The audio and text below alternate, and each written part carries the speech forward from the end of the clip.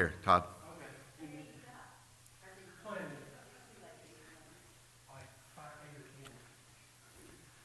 I think I started printing them and then I left.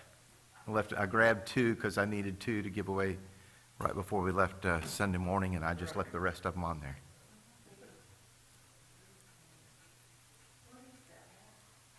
there. Well, if the Bible part of it is the YouVersion Bible, and then under it, which you can pick any version you want, like the NIV or New American Standard, King James, whatever you want to use to read. And then it'll have a place for plans, and you slide through the plans and pick out the Bible recap. So if you need help doing that on your phone, we can get you set up. yeah, just hang on a little bit after church. We'll get all that done. Yeah.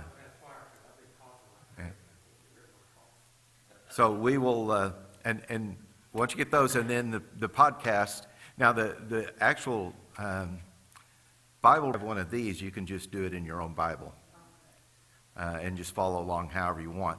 The podcast, you can actually listen to that through your computer instead of an iPhone or a phone or a tablet. But the app doesn't.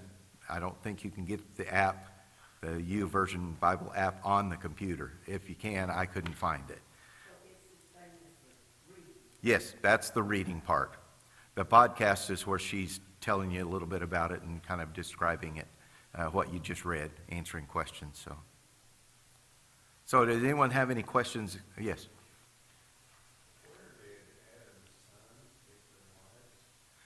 Well, more than likely they're sisters.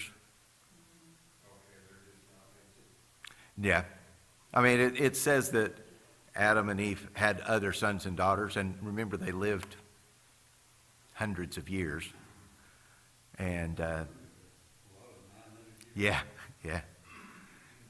So back then too, I truly believe, if you know anything about biology, I believe that they were perfectly heterozygous, which means they had the dominant and recessive trait, both of them, on every single thing that makes us human, and that they were perfect. There was no mistakes. So for, as far as intermarrying at that point, there would be no problems at all. And until several hundred or even 1,000 years get by, and then there's enough genetic mistakes that if you get, married too close to somebody that's closer enough kin to you, you will have a lot of problems, a lot of, deformities. That's the word I couldn't think of. So, yeah. Right, yeah.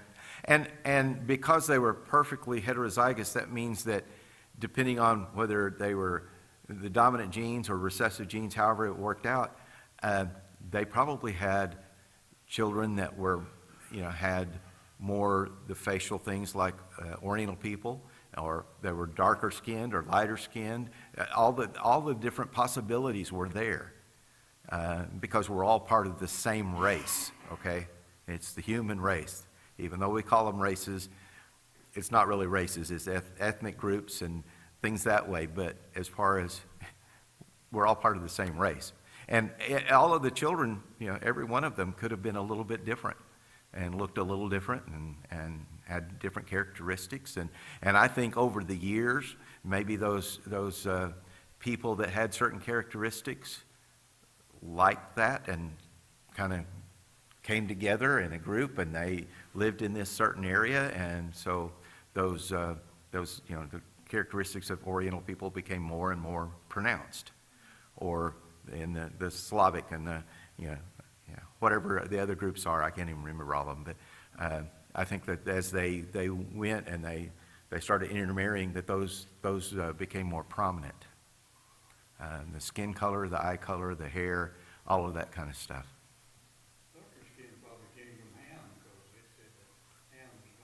Yeah, okay. And remember, that's something that they didn't point out in that. Yes, it all started with Adam and Eve, but it started over again with Noah and his 3 sons. Yeah. Is it? And the